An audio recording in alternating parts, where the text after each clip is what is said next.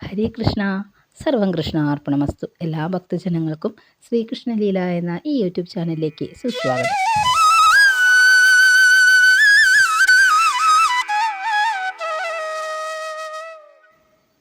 നമ്മളെല്ലാവരും ഓരോ ദൈവങ്ങളുടെ ഭക്തരാണ്. ദേവനായിക്കോട്ടെ, ദേവിയായിക്കോട്ടെ, ആരുമായിക്കോട്ടെ, എല്ലാവരും നമ്മൾ ഈ ഹൈന്ദവ വിഭാഗത്തിൽ ഹിന്ദുമത വിശ്വാസികളെല്ലാം തന്നെ ഓരോരോ ദൈവങ്ങളുടെയും വിശ്വാസികളാണ്. അപ്പോൾ ഭഗവാൻ ശ്രീ ഗുരുവായൂരപ്പനെ ഇഷ്ടപ്പെടാത്തവരായിട്ട് ഈ ഭൂലോകത്ത് ഒരാൾ പോലും ഉണ്ടാവില്ല. അത്രത്തോളം എല്ലാവരുടെയും പ്രിയങ്കരനായി മാറിയ ഒരു വ്യക്തിയാണ് ശ്രീ ഗുരുവായൂരപ്പൻ. ഭൂലോക വൈകുണ്ഠനാഥനായിട്ടുള്ള, അപ്പം നമ്മുടെ പരബ്രഹ്മ സ്വരൂപമായിട്ടുള്ള നമ്മുടെ ഗുരുവായൂരപ്പൻ എല്ലാ ഭക്തജനങ്ങളുടെയും കണ്ട ദൈവമായിട്ട് തന്നെയാണ് കണക്കാക്കപ്പെടുന്നത്. ചെറിയ കുട്ടിയുടെ രൂപത്തിലാണെങ്കിൽ ചിലവർക്ക് അങ്ങനെയായിരിക്കും ഇഷ്ടമെന്നുണ്ടാവുക, അല്ലെങ്കിൽ ശ്രീ ഗുരുവായൂരപ്പൻ്റെ രൂപത്തിലായിരിക്കും ചിലവർക്ക് ഇഷ്ടമെന്നുണ്ടാവുക, മഹാവിഷ്ണുവിൻ്റെ രൂപത്തിലായിരിക്കും ചിലവർക്ക് താല്പര്യം ഉണ്ടാവുക. അങ്ങനെ ഓരോരുത്തർക്കും ഓരോ ഭാവത്തിലാണ് നാം ഓരോരുത്തരും ഭഗവാനെ ഇഷ്ടപ്പെടുന്നതും ഭഗവാനെ ആരാധിക്കുന്നതും ഒക്കെ ചെയ്യുന്നത്. അപ്പോൾ നമ്മൾ ഓരോരുത്തരും നമ്മുടെ വിഷമഘട്ടങ്ങളിലായിക്കോട്ടെ, നമുക്ക് സന്തോഷം വരുന്ന സന്ദർഭങ്ങളിലായിക്കോട്ടെ ഒക്കെ നമ്മൾ ആദ്യം ആശ്രയിക്കുക ഒന്നുമില്ലെങ്കിൽ നമ്മുടെ അടുത്തുള്ള ക്ഷേത്രങ്ങളെ ആയിരിക്കും. അതല്ലാന്നുണ്ടെങ്കിൽ നമ്മുടെ സ്വന്തം പൂജാമുറിയിലെ നമ്മൾ ഭഗവാനെ അത്രത്തോളം ആരാധിക്കുകയും ഇഷ്ടപ്പെടുകയും ഒക്കെ ചെയ്യണം. നമ്മുടെ സ്വന്തം പൂജാമുറിയിലായിരിക്കും നമ്മൾ ആശ്രയിക്കുക. ഇനിയിപ്പോൾ അമ്പലങ്ങളിലേക്ക് പോകാൻ പറ്റാത്തൊരു സാഹചര്യമുള്ള സമയത്താണെന്നുണ്ടെങ്കിൽ നമ്മൾ നമ്മുടെ വീട്ടിലുള്ള പൂജാമുറി നമ്മൾ അത്രത്തോളം ഭഗവാനെ ഇഷ്ടപ്പെട്ട് ആരാധിച്ച് ഭഗവാന്റെ കാര്യങ്ങളൊക്കെ നമ്മൾ സ്വസ്ഥമായി നിന്ന് പറയുന്ന സ്ഥലമാണ് നമ്മുടെ പൂജാമുറി എന്ന് പറയുന്നത്. നമ്മുടെ വീട്ടിലൊരു ക്ഷേത്രം തന്നെയാണ് പൂജാമുറി അല്ലേ. നമ്മുടെ വീട്ടിൽ നമ്മൾ ക്ഷേത്രമായി കണക്കാക്കുന്ന, അല്ലെങ്കിൽ അത്രത്തോളം പരിപാവനമായി സൂക്ഷിക്കുന്ന ഒരു സ്ഥലമാണ് നമ്മുടെ പൂജാമുറി എന്ന് പറയുന്നത്.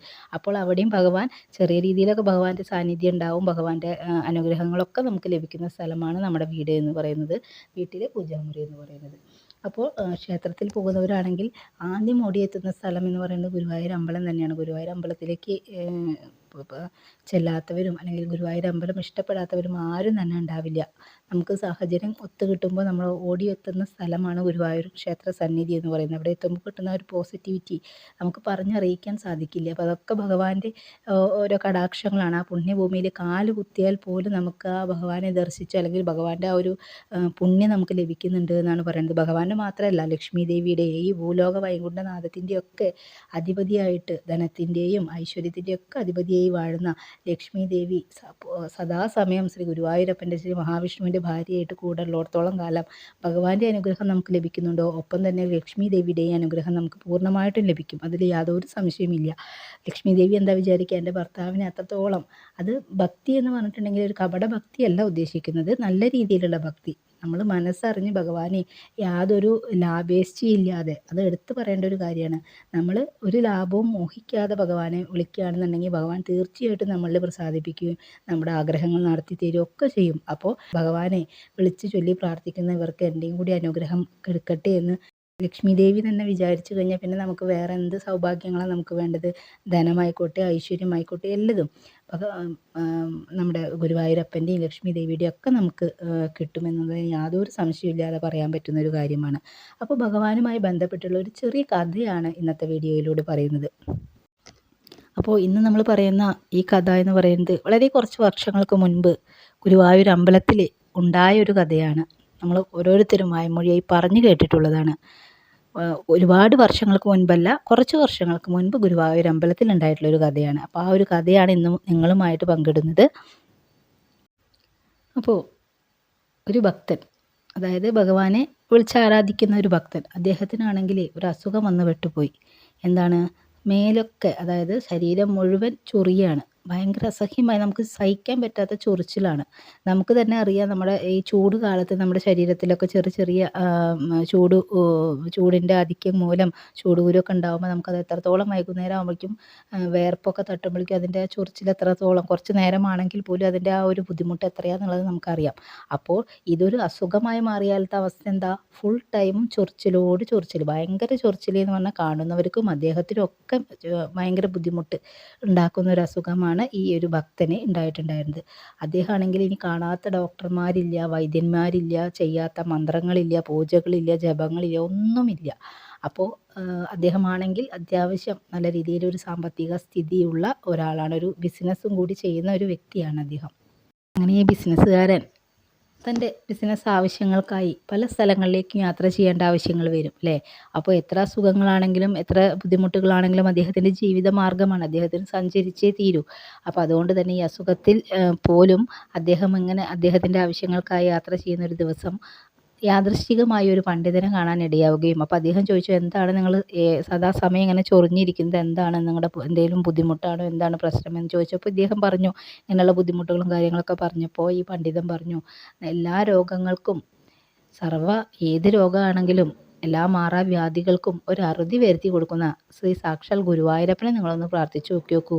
പരബ്രഹ്മമൂർത്തിയായിട്ടുള്ള നമ്മുടെ സാക്ഷാൽ ഭൂലോക വൈകുണ്ഠനാഥനായിട്ടുള്ള ഗുരുവായൂരപ്പൻ നിങ്ങളുടെ ഈ ഒരു ബുദ്ധിമുട്ട് പരിഹരിച്ചു തരാൻ സാധിച്ചാലോ, നിങ്ങളൊന്ന് വിളിച്ച് പ്രാർത്ഥിച്ചു നോക്കൂ എന്ന് പറഞ്ഞു ഈ പണ്ഡിതൻ. അപ്പോൾ നമ്മുടെ ഈ ബിസിനസ്സുകാരനാണെങ്കിലും തികഞ്ഞ ശ്രീകൃഷ്ണ ഭക്തനാണ്. അദ്ദേഹത്തിന് വേറെ ഒന്നും ചിന്തിക്കേണ്ടി വന്നില്ല. ഭഗവാന്റെ അടുത്തേക്ക് നേരെ അങ്ങോട്ട് പോകാനങ്ങോട്ട് വിചാരിച്ചു. അങ്ങനെ അദ്ദേഹം നല്ല വ്രതശുദ്ധിയോടുകൂടി ഗുരുവായൂർ ക്ഷേത്രത്തിൽ വന്ന് നടക്കിൽ വന്ന് ഭഗവാനോട് തൊഴുതു പ്രാർത്ഥിച്ചു. ഭഗവാനെ, എനിക്ക് ഇത്തരത്തിലുള്ളൊരു അസുഖമാണ്. ഏത് സമയവും എനിക്കിങ്ങനെ ചൊറിഞ്ഞിട്ട് എനിക്ക് ഭയങ്കര ബുദ്ധിമുട്ട്, അസഹ്യമായിട്ടുള്ള ചൊറിച്ചിൽ കാരണം ഞാൻ വളരെയധികം വിഷമത്തിലാണ്. കാണുന്നവർക്കും എനിക്കും ഒക്കെ ഒരു ബുദ്ധിമുട്ടുണ്ടാകുന്ന ഒരു അസുഖമാണ് എനിക്ക് വന്നിട്ടുള്ളത്. അപ്പോൾ ഭഗവാന്റെ കൃപയാൽ ഈ ഒരു അസുഖം എനിക്ക് മാറ്റിത്തരണേ. ഈ ഒരു അസുഖം മാറ്റുകയാണെങ്കിൽ 3 ദിവസത്തിൻ്റെ ഉള്ളിൽ എൻ്റെ ഈ ഒരു അസുഖം മാറ്റുകയാണെന്നുണ്ടെങ്കിൽ 3 നാൾ കഴിഞ്ഞിട്ടുണ്ടെങ്കിൽ ഞാൻ ഭഗവാന്റെ അടുത്ത് വന്നിട്ട് ഭഗവാന് ചേന സമർപ്പിച്ചോളാം. എൻ്റെ ഈ ഒരു വിഷമത്തിൽ നിന്ന് അങ്ങ് എന്നെ മാറ്റി, എൻ്റെ ഈ ഒരു വിഷമം അല്ലെങ്കിൽ എൻ്റെ ഈ ഒരു അസുഖം അങ്ങ് മാറ്റി തരണേ ഭഗവാനെ എന്ന് കരഞ്ഞ് ഭഗവാന്റെ മുന്നിൽ കുമ്പിട്ട് നമസ്കരിച്ചുകൊണ്ട് ഇത്രയും പറഞ്ഞിട്ട് അദ്ദേഹം അന്ന് അവിടുന്ന് പോവുകയാണ്. അങ്ങനെ ഗുരുവായൂരപ്പൻ 3 നാളാവുന്നതിന് മുൻപ് തന്നെ അദ്ദേഹത്തിൻ്റെ ഭക്തിയിൽ അത്രത്തോളം ആകൃഷ്ടനായിട്ട് ആ ബിസിനസ്സുകാരൻ്റെ അസുഖം പൂർണ്ണമായും ഭഗവാൻ മാറ്റി കൊടുത്തു എന്നുള്ളതാണ്.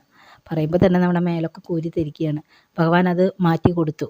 അപ്പോൾ ആ ആൾക്കാണെങ്കിലോ, ബിസിനസ്സുകാരനാണെങ്കിലോ, ചൊറിഞ്ഞിട്ട് ഭയങ്കര ബുദ്ധിമുട്ട് അനുഭവിച്ച ഒരാൾക്കേ അത് ആ ഒരു അസുഖം മാറിയാലുള്ള ആ ഒരു സന്തോഷം നമുക്ക് ആർക്കും പറഞ്ഞറിയിക്കാൻ സാധിക്കാത്തതാണ്.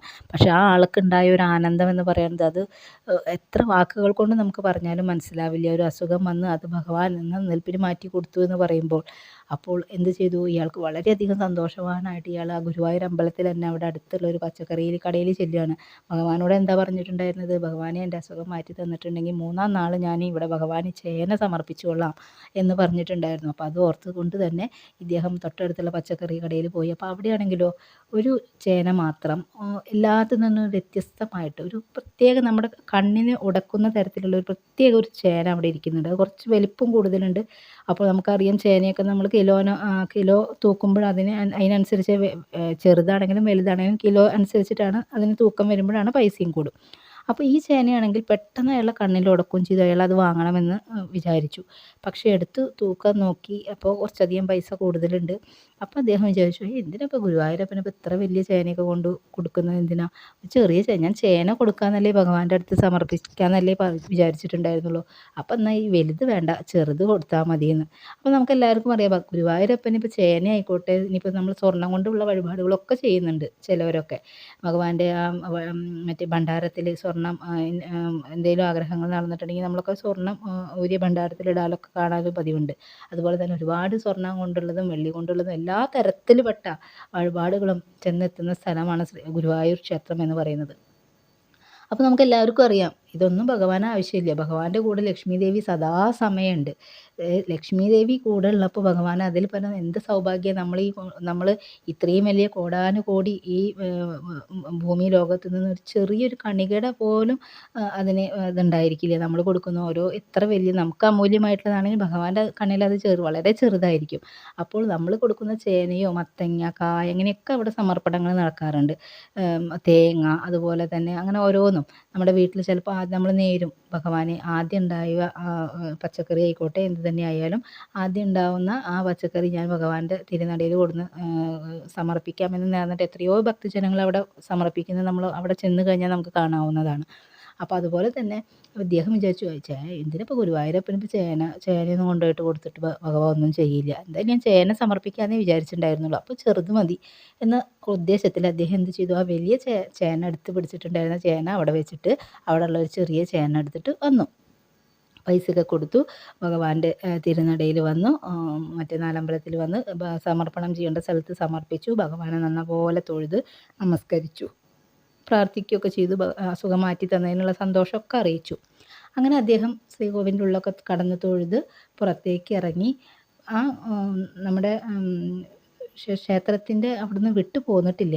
നാലമ്പലത്തിനുള്ളിൽ നിന്ന് ഇറങ്ങി പുറത്തേക്ക് ഇറങ്ങിയ സമയം കൊണ്ട് തന്നെ അദ്ദേഹത്തിന് വീണ്ടും ശരീരത്തിലൊക്കെ ഒരു ബുദ്ധിമുട്ട് ഇങ്ങനെ അനുഭവപ്പെടാനായിട്ട് തുടങ്ങി. എന്നാൽ പണ്ടത്തെ പോലുള്ള ആ ഒരു കാഠിന്യമില്ല എങ്കിൽ പോലും അദ്ദേഹത്തിന് വീണ്ടും ചൊറിച്ചിൽ ചെറിയ രീതിയിലൊക്കെ അങ്ങോട്ട് അനുഭവപ്പെടാനായിട്ട് തുടങ്ങി. അപ്പോൾ അദ്ദേഹത്തിന് എന്തോ ഒരു വല്ലായ്മ, ഒരു ബുദ്ധിമുട്ട്, പേടിയായി തുടങ്ങി. എന്താ വെച്ചാൽ ഒരു അസുഖം വന്നിട്ട് കുറച്ച് നല്ലപോലെ അനുഭവിച്ചിട്ടുള്ളൊരു വ്യക്തിയാണ്. അപ്പോൾ അതുകൊണ്ട് തന്നെ അദ്ദേഹത്തിൻ്റെ മനസ്സിലൊരു പേടിയൊക്കെ ഉണ്ടാവും. ഇനി ഈ ഒരു അസുഖം വീണ്ടും വരുവാണോ എന്നൊക്കെയുള്ള ഒരു ഭയമൊക്കെ ഉണ്ടാവും അദ്ദേഹത്തിൻ്റെ മനസ്സിൽ. അങ്ങനെ പിന്നെ അത് കുറേശ്ശെയായിട്ട് അതിൻ്റെ കാഠിന്യം ചെറിയ രീതിയിലൊക്കെ ഇങ്ങനെ വർദ്ധിക്കാനായിട്ട് തുടങ്ങി. എന്നാൽ ആദ്യത്തെ അത്ര ഇല്ല, പക്ഷേ എന്നാൽ ഉണ്ട് താനും. അപ്പോൾ അദ്ദേഹത്തിൻ്റെ മനസ്സിലേക്ക് ഓടി വന്നൊരു ചിന്ത എന്ന് പറയുന്നത് ഈ ഒരു കാര്യമാണ്. എന്താണെന്ന് വെച്ചാൽ, ഭഗവാന് വേണ്ടി ഞാൻ ആദ്യം എടുത്തു വെച്ച ചേന, ഭഗവാൻ തന്നെ എനിക്ക് കാണിച്ചു തന്നതാണ്, ആ വലിയൊരു ചേനയാണ് എനിക്ക് വേണ്ടത് എന്നുള്ളത്. ഇദ്ദേഹമാണെങ്കിൽ കുറച്ചൊക്കെ സമ്പന്നതയുള്ള ഒരാളുമാണ്. അപ്പോൾ അതുകൊണ്ട് തന്നെ അദ്ദേഹം ആ ചേനയുടെ കാര്യം ഇദ്ദേഹത്തിൻ്റെ മനസ്സിലേക്ക് ചിന്ത വരികയാണ്. അപ്പോൾ എന്ത് ചെയ്തു, താൻ ചെയ്തത് ഒരു തെറ്റായി പോയോ എന്ന് ഇദ്ദേഹത്തിന് തന്നെ തോന്നുന്നു. അദ്ദേഹം വീണ്ടും പച്ചക്കറി കടയിൽ ചെന്ന് ആ വലിയ ചേന തന്നെ, എത്ര പൈസയാണെങ്കിലും വേണ്ടില്ല, ആ വലിയ ചേന തന്നെ ഞാൻ എടുത്ത് ഭഗവാന്റെ മുന്നിൽ സമർപ്പിക്കുക എന്ന്. ഇനിയിപ്പോൾ അതിൻ്റെ പരീക്ഷണത്തെയാണാവോ ഭഗവാൻ എനിക്ക് വീണ്ടും ചെറിയ രീതിയിൽ ചൊറിച്ചിലൊക്കെ ആയിട്ട് ഇങ്ങനെ അനുഭവപ്പെടുന്നത് എന്ന് പേടിച്ചുകൊണ്ട് അദ്ദേഹം എന്ത് ചെയ്തു, അവിടെ പോയി ചേന വാങ്ങി ആ വലിയ ചേന ഭഗവാന്റെ മുന്നിൽ കൊണ്ടുവന്ന് സമർപ്പിച്ചു. അപ്പോഴോ അദ്ദേഹത്തിൻ്റെ ചൊറിച്ചിലൊക്കെ സാധാരണ മെല്ലെ മെല്ലെ, ചിലപ്പോൾ ചിലവർ പറയും അത് തോന്നലാണ് എന്നൊക്കെ പറയും. പക്ഷേ ഇതൊക്കെ സംഭവങ്ങൾ അവിടെ ഗുരുവായൂർ അമ്പലത്തിൽ ഉണ്ടായിട്ടുള്ള അനുഭവ കഥകളാണ്. ഓരോ ഭക്തജനങ്ങൾക്കും ഉണ്ടായിട്ടുള്ള അനുഭവങ്ങളാണ്. അങ്ങനെ അദ്ദേഹത്തിന് അത് കുറച്ച് കൊടുത്തു, കുറേശ്ശെയായിട്ട് കുറഞ്ഞു കൊടുത്തു. അപ്പോൾ ഭഗവാന് നമ്മൾ ആദ്യം വിചാരിച്ചത് എന്തായിരുന്നു, ആദ്യം നമ്മൾ എന്താ കൊടുക്കാമെന്ന് വിചാരിച്ചാൽ അത് തന്നെ ഭഗവാന് കൊടുക്കുക.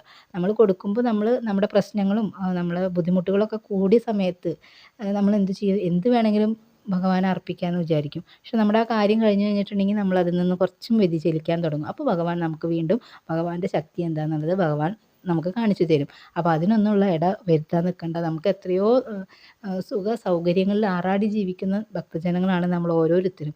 അപ്പോൾ ഭഗവാൻ എന്താ നമ്മൾ കൊടുക്കാൻ തീരുമാനിച്ചു വെച്ചാൽ അതാണ്ട് ഭഗവാന് കൊടുക്കുക. അത് കഴിഞ്ഞാൽ മൂപ്പരും സംതൃപ്തനായി, നമുക്ക് നമ്മുടെ ആഗ്രഹവും നടന്നു. അപ്പോൾ പറഞ്ഞു വരുന്നത് എന്താ വെച്ചാൽ, നമ്മുടെ എല്ലാ ആഗ്രഹങ്ങളും നടക്കാൻ വേണ്ടി ഭഗവാന് കൂടുതൽ സ്വത്തും അതുപോലെ തന്നെ പണങ്ങളൊക്കെ കൊണ്ട് ചെയ്യുക എന്നല്ല പറഞ്ഞു വരുന്നത്.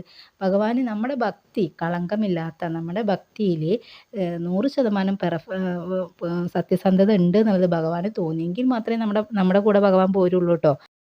ദോഷം വരുത്തുന്ന എന്തെങ്കിലും കാര്യങ്ങൾ ചെയ്യാൻ വേണ്ടി നമ്മൾ ഭഗവാനെ വിളിച്ച് കാല് പിടിക്കുക, അല്ലെങ്കിൽ ഭഗവാന്റെ കൂട്ടി ചേർന്നിട്ടുണ്ടെങ്കിൽ ഭഗവാൻ ചെയ്തു തരില്ല. അതും കൂടി പറയുകയാണ്.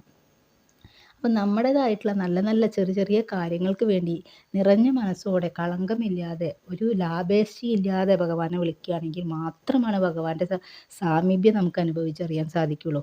അപ്പോൾ ഓരോ ഭക്തജനങ്ങൾക്കും നമ്മൾ ഓരോരുത്തർക്കും ഭഗവാന്റെ ഓരോ തരത്തിലുള്ള അനുഭവപ്പെടലുകൾ നമുക്ക് ഓരോരുത്തർക്കും അനുഭവിച്ചിട്ടുണ്ടാവും. ചിലവർക്കത് നമ്മൾക്ക് മറ്റുള്ളവർക്ക് പറഞ്ഞു കൊടുക്കാൻ, എക്സ്പ്രസ് ചെയ്യാനായിട്ട് ചിലർക്ക് സാധിക്കാത്ത ചില അനുഭവങ്ങളായിരിക്കും. ചിലപ്പോൾ നമ്മൾ പ്രതീക്ഷിക്കാത്തൊരു കാര്യമായിരിക്കുന്നു. നമുക്ക് ചെയ്യാൻ പറ്റില്ല, അല്ലെങ്കിൽ നമുക്ക് സാധിക്കില്ല എന്ന് കരുതിയ കാര്യമായിരിക്കും ചിലപ്പോൾ ഭഗവാൻ നമ്മളെക്കൊണ്ട് അത് ചെയ്യിപ്പിച്ച് അത് സാധിപ്പിച്ച് തരും. ഇതൊക്കെ ചെറിയ ചെറിയ അനുഭവങ്ങൾ നമുക്ക് ഓരോരുത്തർക്കും ഉണ്ടാവാതിരിക്കില്ല, അത് ഉറപ്പുള്ള കാര്യമാണ്. അപ്പോൾ നമ്മളത് ശ്രദ്ധിച്ച് സസൂക്ഷ്മം നമ്മൾ ഭഗവാനിലേക്ക് അടുക്കുമ്പോഴാണ് നമുക്ക് ഇത്തരത്തിലുള്ള അനുഭവങ്ങളൊക്കെ ഉണ്ടാവുക. ഇനിയിപ്പോൾ നിങ്ങൾക്ക് അനുഭവങ്ങൾ ഉണ്ടായിട്ടില്ല എന്നുണ്ടെങ്കിൽ നിങ്ങൾ മനസ്സിലാക്കേണ്ട കാര്യം ഇതാണ്, ഭഗവാനെ ഇപ്പോൾ വിളിക്കുന്നതിൻ്റെ 10 പ്രാവശ്യം കൂടുതൽ നമ്മൾ ഭഗവാനെ വിളിക്കേണ്ടതുണ്ട്. ഇപ്പോഴും നമ്മുടെ ഭക്തിയിൽ പൂർണ്ണമായിട്ടും ഭഗവാൻ ലയിച്ചിട്ടില്ല എന്ന് തന്നെയാണ് അതെന്ന് മനസ്സിലാക്കേണ്ടത്. അപ്പോൾ നിങ്ങളിൽ ഓരോരുത്തർക്കും ഭഗവാന്റെ സാന്നിധ്യവും ഭഗവാന്റെ കടാക്ഷങ്ങളും ഭഗവാന്റെ എല്ലാ സംഭവങ്ങളും നമ്മുടെ ജീവിതത്തിലേക്കും പകർന്നു തരാൻ ഭഗവാൻ എപ്പോഴും അവിടെ സദാ സന്നദ്ധനായിട്ടിരിക്കുന്നുണ്ട്. ഭഗവാന് വേണ്ടത് എന്താണ്, വേറെ ഒന്നും വേണ്ട. നിങ്ങളുടെ കോടി സ്വത്തോ നിങ്ങളുടെ പണമോ പദവിയോ ഒന്നും ഭഗവാൻ ആവശ്യമില്ല. ഭഗവാന് നല്ല രീതിയിൽ വിളിച്ച് പ്രാർത്ഥിച്ച് ഭഗവാന്റെ കാര്യങ്ങൾ പറഞ്ഞു കൊടുക്കുക, ഭഗവാന്റെ നല്ല നല്ല കീർത്തനങ്ങൾ കേൾക്കുക, ഭഗവാന്റെ കാര്യങ്ങളൊക്കെ മറ്റുള്ളവർക്കുമായി ഷെയർ ചെയ്യുക. ഇതൊക്കെയാണ് ഭഗവാന് വേണ്ടതുള്ളൂ. അപ്പോൾ നമ്മുടെ ഈ ഒരു ചാനൽ കേട്ടുകൊണ്ടിരിക്കുന്ന എല്ലാ ഭക്തജനങ്ങൾക്കും ഭഗവാനിലേക്ക് കൂടുതൽ അടുക്കാനായിട്ടുള്ള കഴിവുകൾ ഭഗവാൻ തരട്ടെ. അതുകൂടാതെ തന്നെ നല്ല നല്ല കാര്യങ്ങൾ ചെയ്യുവാനും മറ്റുള്ളവരെ ദ്രോഹിക്കാതെ നല്ല രീതിയിൽ ജീവിക്കാനും ഒക്കെ നിങ്ങൾ ഓരോരുത്തരെയും ഭഗവാൻ അനുഗ്രഹിക്കട്ടെ എന്ന് ആത്മാർത്ഥമായി ആശംസിച്ചുകൊണ്ട് ഇന്നത്തെ ഈ ഒരു ചെറിയ കഥ ഇവിടെ അവസാനിപ്പിക്കുകയാണ്. ഹരി ഓം. ശ്രീ രാധേ രാധേ.